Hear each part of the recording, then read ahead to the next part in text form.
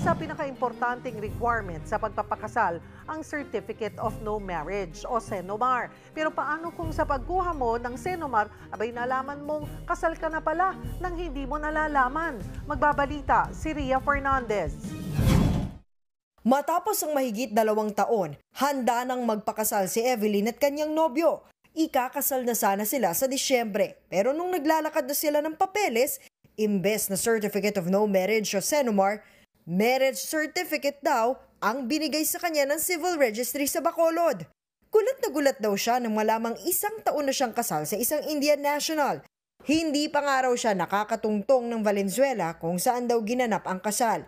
Maging sa Caloocan kung saan nakuha umano ang marriage license. Ang malala pa, hindi niya rin kilala ang sinasabing asawa niya sa dokumento.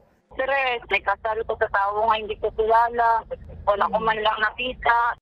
Ang pinagtataka pa ni Evelyn, tama ang mga nakalagay na personal niyang detalye maliban sa kanyang pirma. Pinuntahan namin ang Civil Registry sa Caloocan para i-verify ang laman ng dokumento.